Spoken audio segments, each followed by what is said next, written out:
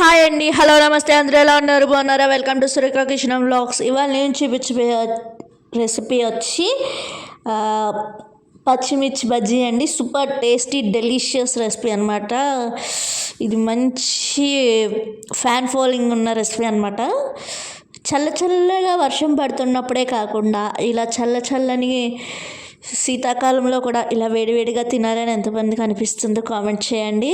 నాకైతే చాలా ఇష్టం ఏదైనా కూడా వేడివేడిగా తినటం.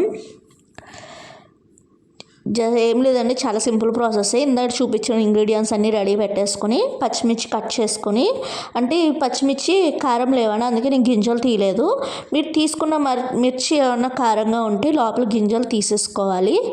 ఉప్పు, వాము మిక్సీ పెట్టేసి పౌడర్ చేసేసుకొని మధ్యలో స్టవ్ పెట్టేసుకొని, తర్వాత శనగపిండి ఒక కప్పు, ఒక 2-3 స్పూన్లు బియ్యం పిండి, ఉప్పు, కారం, అల్లం వెల్లుల్లిపాయ పేస్ట్ కొంచెం అండ్ కొద్దిగా వంట సోడా వేసుకొని ఇక్కడ చూపిస్తున్న కన్సిస్టెన్సీలో కలుపుకొని జస్ట్ ఇలా ముంచి మనం అందులో వేసేసుకోవడమే. సూపర్ టేస్టీగా ఒక 15 మినిట్స్లో రెడీ అయిపోతుంది అనమాట. మంచి స్నాక్స్. చూసారు కదా ఎంత పర్ఫెక్ట్గా వచ్చినాయో.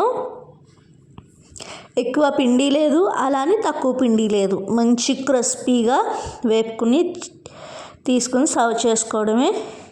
ఈ రెసిపీ చేసి కూడా 2-3 మంత్స్ వరకు అవుతుంది. ఇప్పటి వరకు అప్లోడ్ చేయలేకపోయాను. ఎక్కడైనా బజ్జీ మిర్చి దొరికితే కనుక కంపల్సరీ ట్రై చేయండి. సూపర్ టేస్టీ అయిన బజ్జీ మిర్చి రెడీ. ఇలాగే కాకుండా కొంచెం గార్నిషింగ్ చేసుకొని మధ్యలో ఉల్లిపాయ కూడా పెట్టుకుని హ్యాపీగా ఎంజాయ్ చేయొచ్చు. జస్ట్ పచ్చిమిర్చి కట్ చేసి ముందుగా కలిపి పెట్టుకున్న ఉల్లిపాయ, జీలకర్ర, పల్లీలు ఇందులో స్టఫ్ చేసుకొని నిమ్మకాయ పిండుకొని ఎంజాయ్ చేయడమే. సూపర్ టేస్టీ స్నాక్స్ అన్నమాట. మీలో ఎంతమందికి ఇష్టమో కామెంట్ చేయండి.